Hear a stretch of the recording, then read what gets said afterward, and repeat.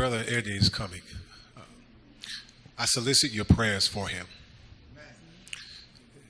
I've had to experience the difficulty and the daunting task of having to say words over a dear loved one and friend. Wayside knows that my grandmother was my heart outside of Jesus Christ, and I had to stand and share not only her words of comfort, but 5 weeks later I shared those words for his sister. And then 3 months beyond that, I shared the words of comfort for another sister. So please pray for this young man as he comes, that the power from God on high will reign and give him strength to stand in these August shoes. Brother Brown, please come.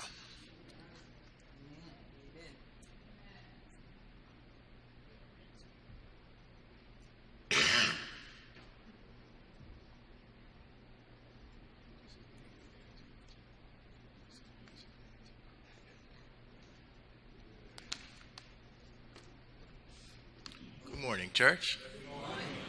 God is good. Dearly beloved, we are gathered here this morning to celebrate the ascension of a man named Allen Roosevelt Brown Sr. An incredible man, Mr. Brown. He became world-renowned, but always held this here Florence town dear. So I'm here because of all his progeny. Daddy chose me to deliver his eulogy. I will try to deliver a whopper, starting from his days as a sharecropper and moving on to the days when he became much bolder as a shareholder. I would like to state here that we've received so many calls and emails and messages from heads of governments and industry titans, messengers, drivers, and even a couple of prisoners. And they comfort us, and they're a clarion call for us to continue moving forward.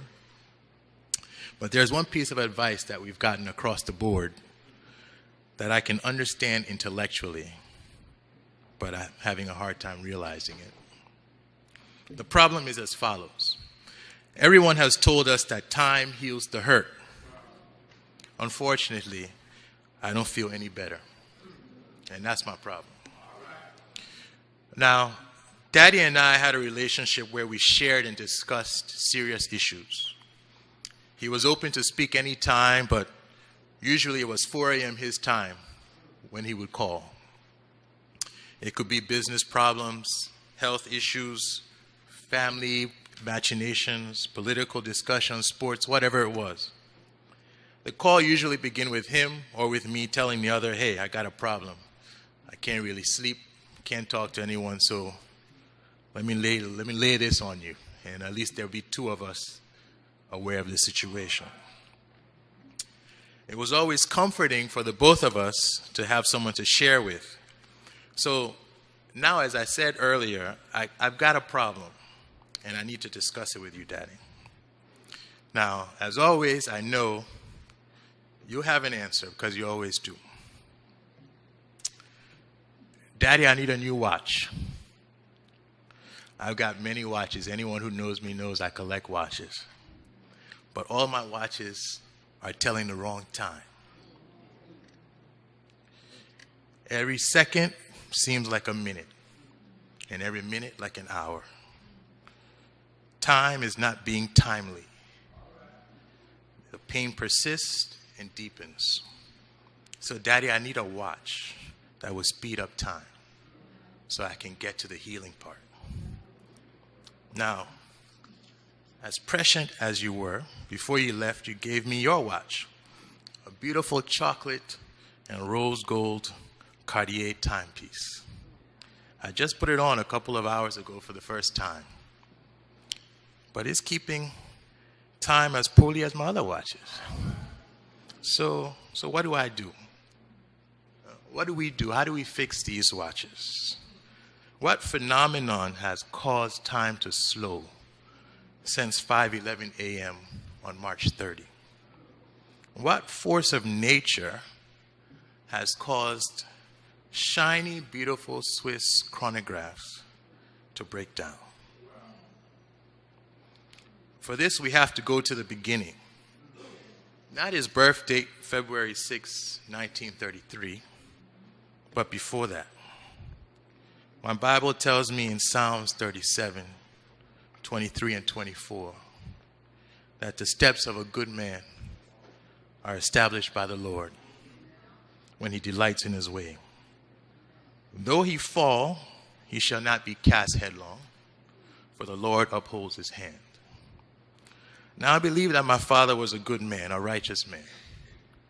He was not a religious man, meaning that he did not brandish the accoutrements of Christianity. He did not carry a Bible incessantly.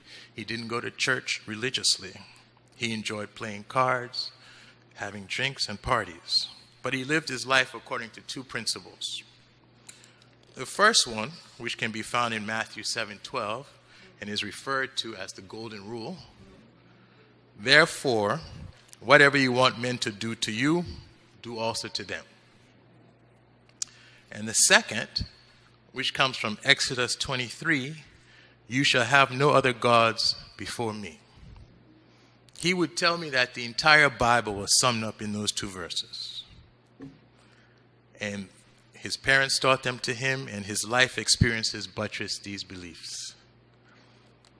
You see, there's something called sharecropping that was popular in the South after slavery. It's a system of agriculture when the landowner allows a tenant to use the land in return for a share of the crops produced on the land. The sharecropper goes into debt from the landowner to buy the inputs needed to farm, for example, the seeds and the fertilizer. Needless to say, at the end of the day, when the accounts were done, the sharecropper was always in debt. Now, Daddy's father, my grandfather, was a sharecropper. During one of the account settlement sessions, Daddy, who was maybe 10 at the time, noticed that the numbers were wrong. They didn't add up. That the landowner, in fact, owed his father a little bit more money than was stated on the ledger. He pointed it out. My grandfather verified it with another cousin and went back to the landowner, who acknowledged his mistake and paid the money, and then pointed to my grandfather and said, about Daddy, that's a smart young boy. I don't think he used the word boy, by the way.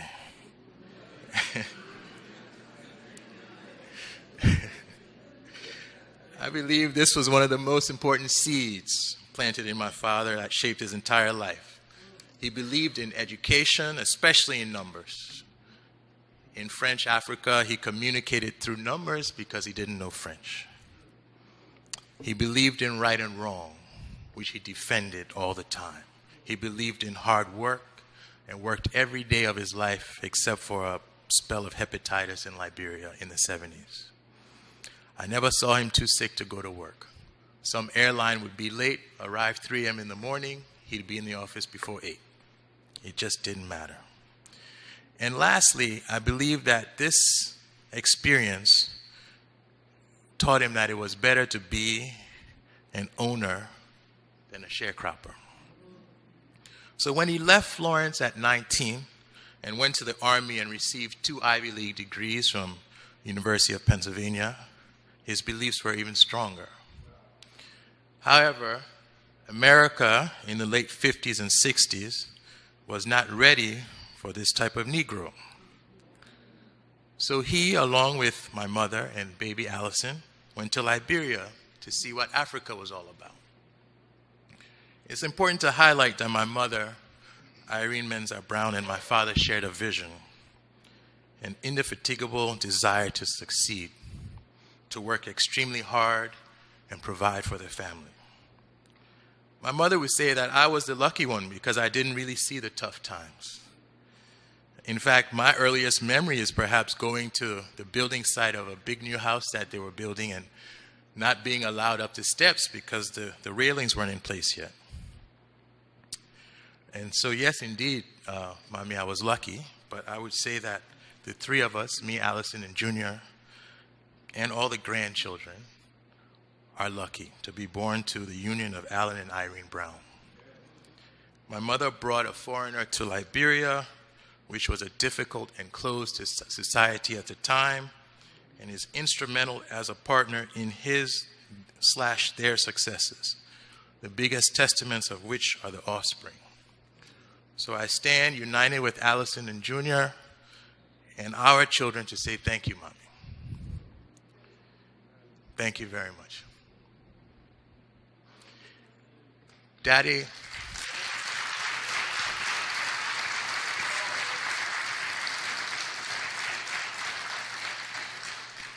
Daddy always called us his rich children because we did so many things and had so many hobbies he didn't have a chance to have. He would sometimes say he never did so-and-so. He never golfed. He never traveled. He never did anything. And my answer was simple. I said, Daddy, there's one big difference. He said, what's that? I said, your daddy wasn't Allen R. Brown Sr.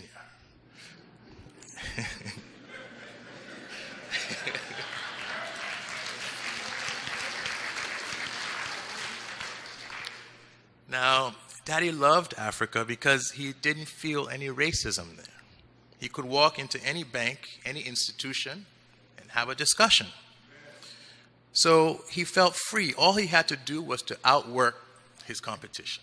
He didn't have all the other extra stuff. Now, one thing, while he worked hard, he played hard, and he excelled at playing. I told the memorial service last week that all I saw Daddy drink was milk and Heineken growing up. That was it. He added water later, substituted champagne for Heineken, and that's all he would drink. We had storerooms of champagne, which I used to steal, by the way. And he played cards like a champion. I remember sneaking up on him after a good poker day, counting stacks of dollars, or him picking me up from school in a car he had won the night before. He always had goat soup on Saturdays, and every day during the week we played tennis. And there were so many parties. Grambling State Choir would sing at one. Hugh Masakila would play the trumpet at another. We had so many good times and bad times, and he was always the loudest one around, making a lot of noise, talking a lot of trash.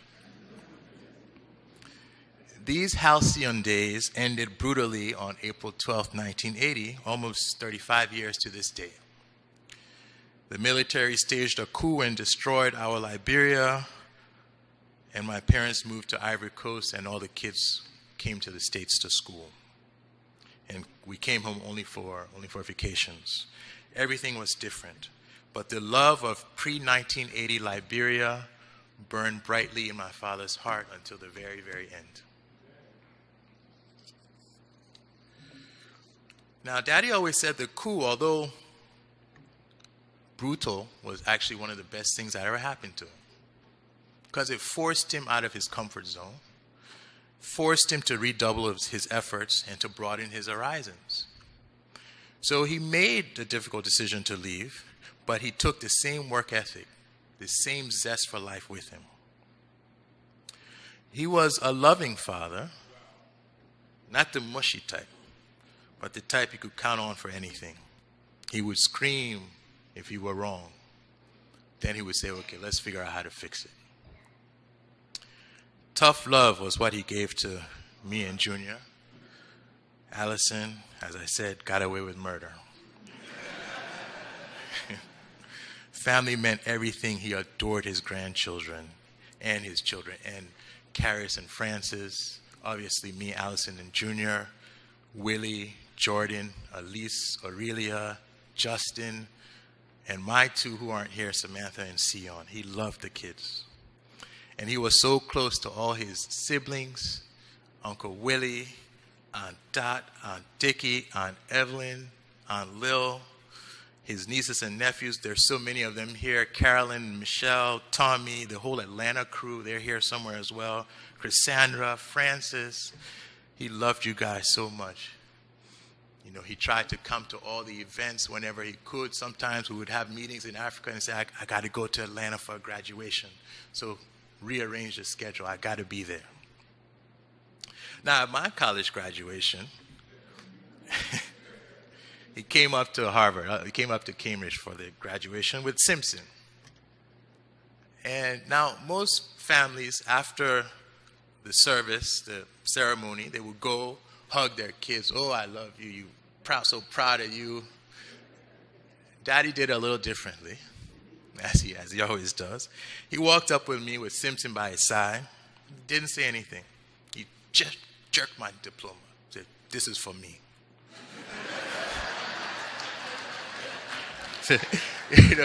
Said, "Let's go, Simpson." And Simpson said, "Okay, Brownie." And they were off.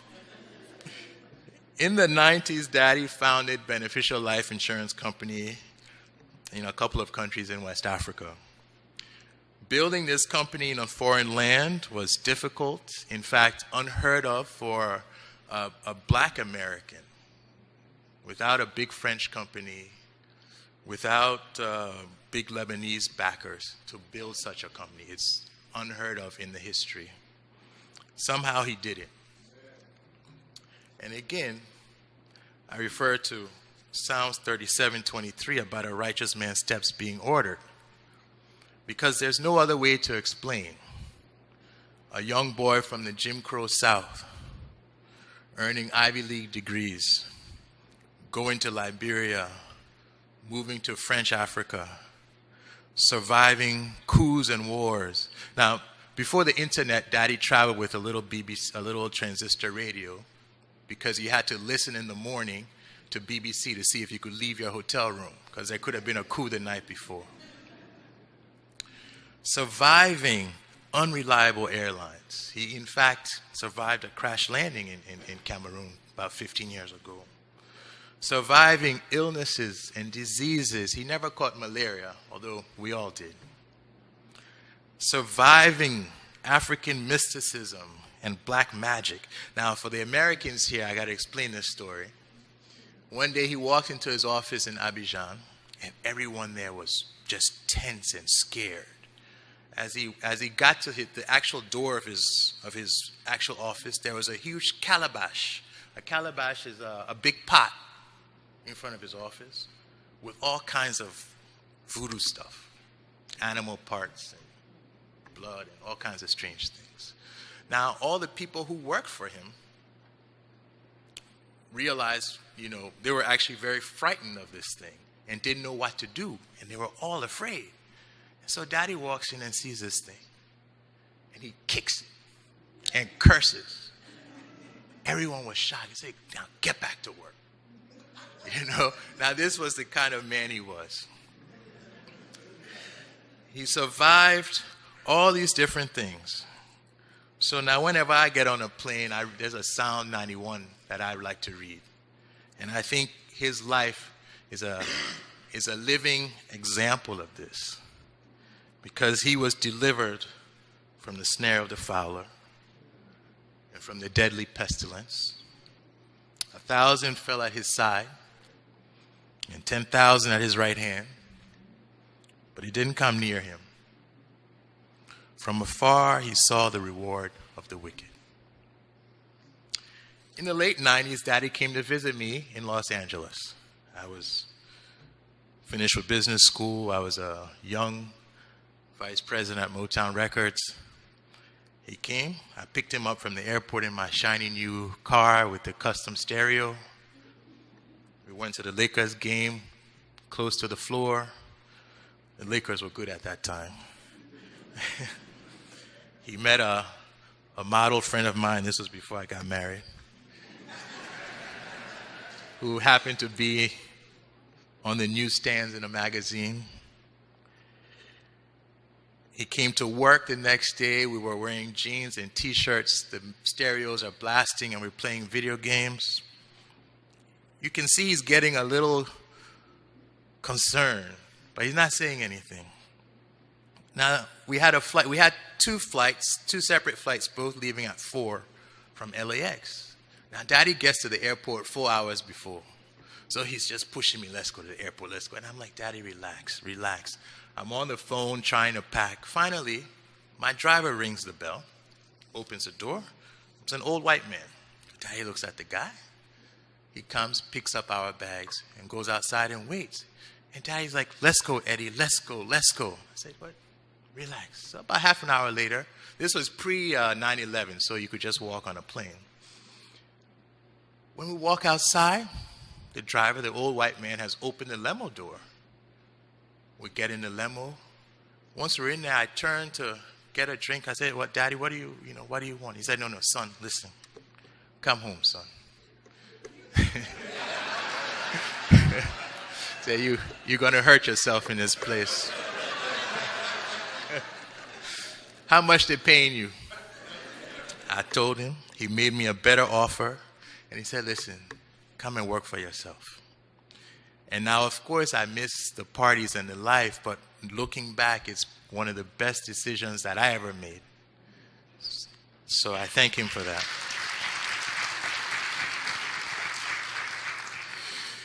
Daddy was married in the year 2000, May, I believe, to Louise here. And I believe the last 15 years of his life were some of his happiest. And Louise was a principal factor for that.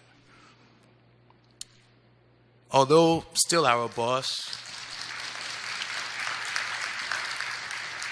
he became more of a friend, and he listened more to all of us. He loved Louise. He really did, and she loved him back. When he was diagnosed with prostate cancer, she was there, as Carl was saying earlier, and she administered the medicine to the letter. Their own business was not easy. Ow, wheeze, all day long is all you would hear. They really understood each other. I'd like to thank you, Louise, for taking care of Daddy.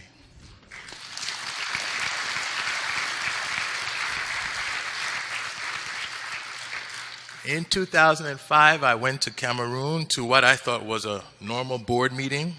I arrived on Monday just in jeans and a shirt because the board was just a family. On Tuesday, he announced he was retiring, and by the weekend, he caught a flight. No forewarning. I had absolutely no idea. I didn't even have a suit. And by the way, he and Louise went to Asia and couldn't be reached for a few weeks.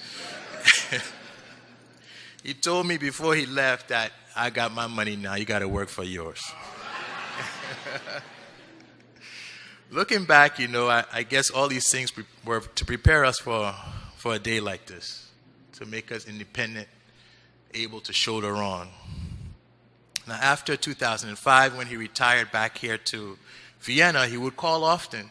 Again, 4 a.m. in the morning was sort of his waking time. One call he received from the president of Liberia was to help with the rice crisis. There was a crisis in Liberia where the Lebanese merchants were holding up the government. Daddy stepped in, provided the financial wherewithal and the contacts to bring in rice into the country.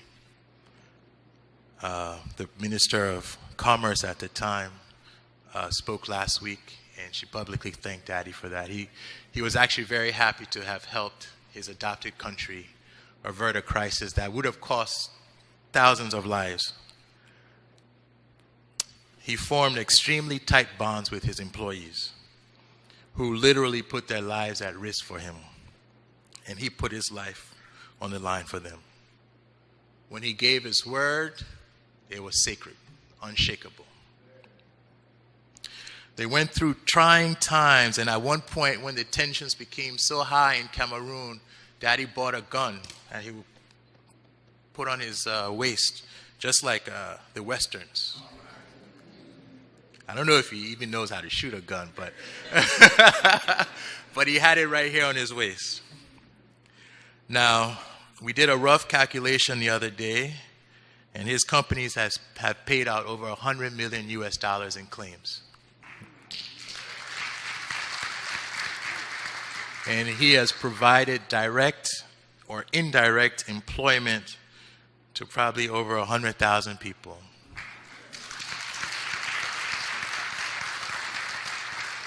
Some of his collaborators are here today. Some couldn't get visas, but Max is here, and Sab, Yapo, Defo, Mercy. Daddy was so proud to be associated and to work with you guys. He loved you guys. Now, another important aspect of Daddy's life were his friends, friends from way back, friends from recent times. He just had a whole lot of friends. And they came in all shapes and all sizes, all backgrounds. He really didn't care where you came from. He was all about where you're going, not where you're coming from. He was a man of the people. In fact, some of the people he talked with most were the messengers who would be at the office at 7:30 in the morning because nobody else was there. Now, I can't mention all the names of all the friends, but you guys are here. You know yourselves. He knows you. He loves you. As I said, he would rearrange his schedule to come to a card game, go to a graduation, whatever. But I remember the times we've had such wonderful parties for him over the years, surprising him with a Mercedes on his 65th, having a gala on his 75th in Vienna, going to Dubai for the 80th. Those are the memories that will stay with us for many, many years. And really, I thank the friends because he really, really appreciated and loved you guys. Now, his belief and confession in Jesus give us the comfort and hope for us to keep moving today. Because as 1 Thessalonians 4:13 says, "But we do not want you to be uninformed, brothers, about those who are asleep, that you may not grieve as others who have no hope. For since we believe that Jesus died and rose again, even so through Jesus, God will bring with him those who have fallen asleep." Now, I wish I could sing because I would sing the song. In the jungle, the mighty jungle, the lion sleeps tonight. And the lion is sleeping. Now, the last 30 seconds before the lion went to sleep speaks volumes about his life. Me and Allison were on one side of the bed. Louise was on the other. Francis was behind his mom. And he had been taken off of all the life support. And he was breathing, agonal breathing. It's not real breathing. It's just muscle motion. And apparently, according to the doctors, he was not conscious, couldn't respond to anything. But he did something in those last 30 seconds that I'll never forget in my life. As the labored breathing shallowed, he turned and looked at me and Allison. He just looked at us. He couldn't say or do anything. He just looked at us. And then unassisted and unprompted, he slowly turns and looks at Louise. And then unassisted and unprompted, he looks to the center and he raises his head up and he took his last breath. Now, the doctors say he wasn't functioning. I'm happy I didn't go to medical school because something's wrong with that. Now we're faced with the unenviable task of laying him to rest. Daddy, with his vision, was very well organized, knew what he wanted, and now we're going to bury him in his own graveyard. A graveyard that he himself owns and has invested quite a bit of his finances into. He's come full circle from being born into a system where his father rented land to coming back and being buried in a cemetery that he owns. He did it his way. We wish we could do it ourselves like that. It's really incredible what he's accomplished. And now we pray for the strength to continue these accomplishments. Not necessarily in the insurance industry in Africa, but whatever we do, we pray to be at least as great as he was, to stand on his shoulders, to keep reaching for the stars. Proverbs 13:22 tells us that a good man leaves an inheritance for his children's children, which is a lofty goal for us and one that he accomplished. But let's understand that the inheritance is not only financial. It's the drive, the intellect, and the hunger to live life to its fullest, to not merely exist, but to leave a mark on this world. So Allison and Junior, Karis and Francis, Willie, Jordan, Aurelia, Elise, Justin, Samantha, and Sion, we have a high calling to leave a mark on this world, to stand on Daddy's shoulders, to do something. Whatever it is, do something. Now, as I conclude, this man of destiny, force of nature, God's protected and blessed one, has caused time to slow to a crawl. But surprisingly, I'm looking at this watch that he just gave me. Time's moving a little bit faster, just a little bit. And I think it's the beginning of the healing. And once again, Daddy's provided an answer to one of my problems that he probably anticipated and I had no idea. So, Daddy, we miss you.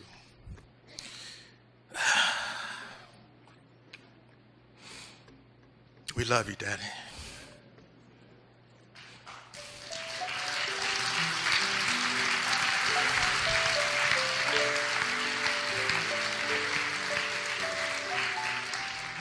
As you told us on your hospital bed, you told us to keep working hard and creating value. That's what we're going to keep doing. I hope you're proud of all of us. I hope you're proud of me. I honor you. I respect you. I salute the things that you've done for me and my brother and sister and the kids and the family, the company, all of us. I'm so happy God saw fit to put me in this family. Thank you, Daddy. Thank you. God bless you.